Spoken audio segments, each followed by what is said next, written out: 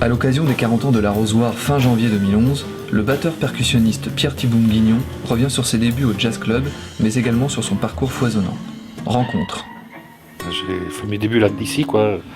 Donc c'est vrai, c'est un peu émouvant, quoi. Mais c'était même pas, avant ça, c'était même pas un lieu. Avant, c'était une idée. Avant, c'était qu'on se réunissait dans un appartement devant la République. C'est là, des passionnés. C'était ça le vrai esprit. Après, on a trouvé ce lieu.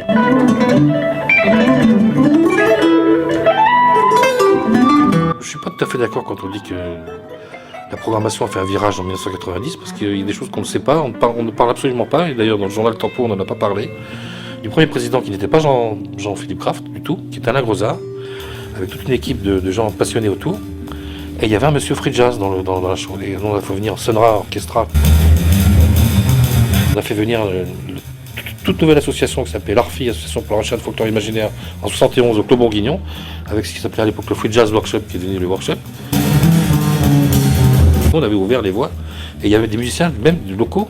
André Guiteau, qui est un grand musicien qui est mort maintenant, grand artiste, qui est parti du piano stride de vieux style, qui a fait du bebop, du hard bop, du manouche, guitare, et qui a fini par faire du free à la fin de sa vie, de la musique improvisée, parce que c'était un long cheminement. Tout ça, c'est arrivé dans le tout début de l'équipe, la première équipe du Jazz Club, qui avait en fait tout.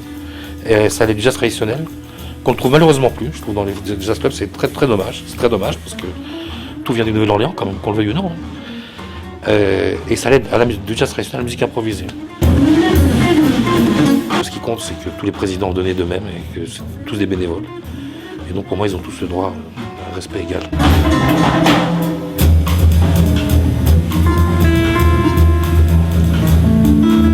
J'avais 16 ans, je tapais sur les bongos, tout ça, je faisais le bœuf avec tout le monde, quoi. Et c'est là que j'ai beaucoup appris. C'est là que j'ai appris 70% des choses.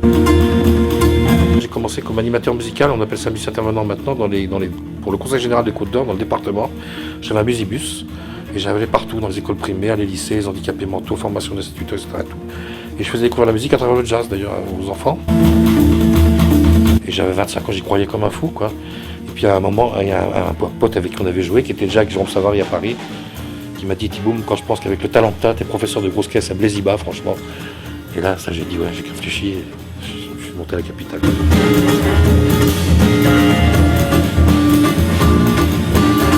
Je suis dans le groupe Zao dans les années 70 aussi, avec les anciens musiciens de Nagma, avec lequel on a commencé chez Jackie Barbier. Et alors je tapais avec les baguettes sur son piano neuf, ça rappelle toujours, Jackie m'a toujours rappelé.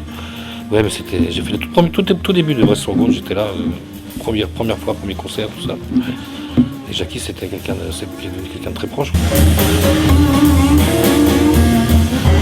1980, c'était Trio à Boum, parce que de mon surnom, diminutif de Thiboum, que j'ai fait pour mon anniversaire en fait. Quand je jouais la comédie à Paris, dans la comédie musicale, j'en revenais de temps en temps ici, et puis un jeune vibraphoniste qui n'était pas connu, à qui j'avais fait découvrir le jazz un jour, et puis on dit tiens, on va faire un trio, quoi. Et c'est Franck Tortille. Il dit tiens, on va présenter le concours à la Défense. Ah bon, tu crois? Je dis ouais, on va le présenter. On a gagné.